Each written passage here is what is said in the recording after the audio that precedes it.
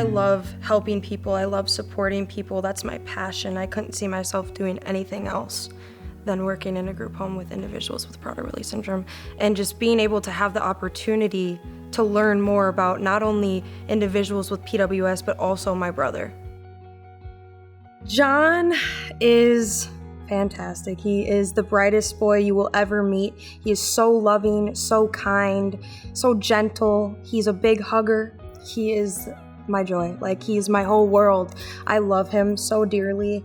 And it was challenging growing up with John. Almost every single day, he would have behaviors, and it would take all of us to help calm him down. His hyperphagia started at a pretty early age. I want to say maybe even 4 or 5. Oftentimes I'd find him in the middle of the night. He would open up the freezer door and use it as a step stool. And then I would find him with a big family gallon of ice cream, just eating.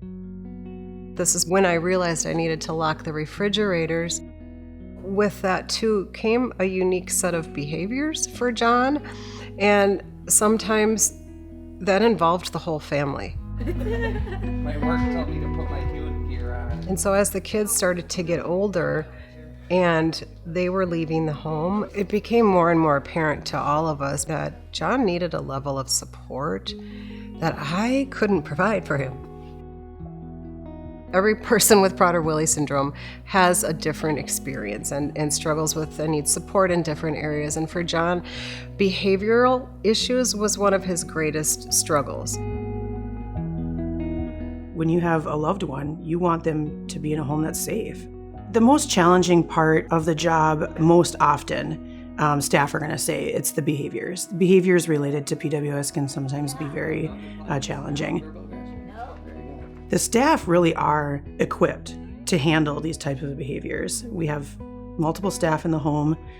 They are trained. They can handle behaviors when they come up. And I think that that's a unique perspective for somebody to hear, especially a loved one with somebody with PWS. As a parent, you want your child, all of your children, to be safe, happy, and healthy. And when you make the realization that, gosh, I don't know that I can do that, you go through this guilt and then maybe even a feeling of, did I do enough? Is it me? Is it because I have to work, 2-3 jobs and I can't do this? And you worry about the effects on your other children. I realized that he needed more support. And thankfully, I did work at a place that I knew was a good environment that would challenge him, respect him, that would provide safety and help him reach all of his goals as a partnership with me. John lives in one of the group homes that I'm the director of. I met him when he was 12, and so as he's moved through life and things that he is able to do and the places that he's able to go and the friendships that he's able to make while still having such a great connection with his family is something that I think is inspiring for people. John's relationship with food is what I would say healthy at this point, given the parameters that we have in place. The one way that is really most important is to make sure that he does not feel in control of the food. When he's not in control of the food, then he can focus on all the things that he loves. But as long as his mind is focused on the next time the door will be left open, his brain will go there, and it will go there for hours and hours and days and days and days. It was difficult for us getting adjusted to not having John in the house, and it was most difficult for John getting used to other people in his life that he didn't know. It was tough for all of us. All of us shed many tears, and it was tough for him too, and it was sad. So it wasn't for lack of love or for a lack of trying or for a lack of care. It was challenging. Me and my family constantly felt guilty. We felt like we neglected him, abandoned him, but we ultimately realized that we needed help. It wasn't easy transitioning him in there, but the group home has helped him get to where he's at today. So I think that was the best decision me and my family have ever made for him. All the homes look different. If somebody walked into 10 different homes with Prader-Willi syndrome, I would say that they all look unique to the people that live there and what those people need. That looks different for every person we provide services to. All of our Prader-Willi homes have to have an element of food security. all of the kitchens themselves are locked somehow. And a lot of the refrigerators, the cabinets are locked because that just helps them feel more secure. And when they don't have to think about that, then they can just go about their day, and it's very freeing.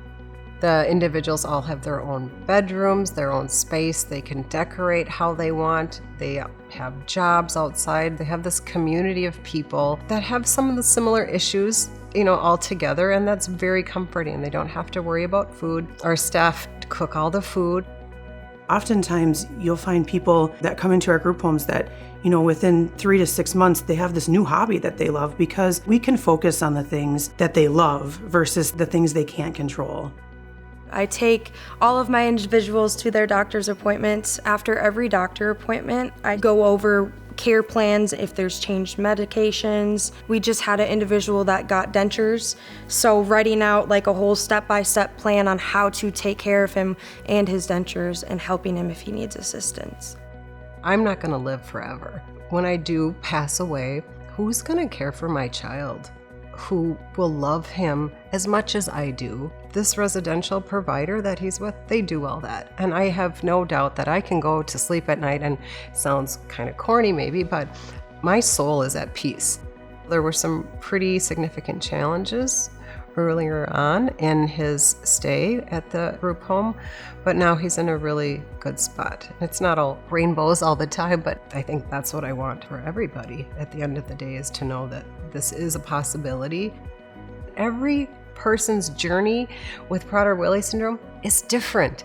You need to just sit back and love your child and support them just like you would any other human being, and so they will be able to reach their full potential.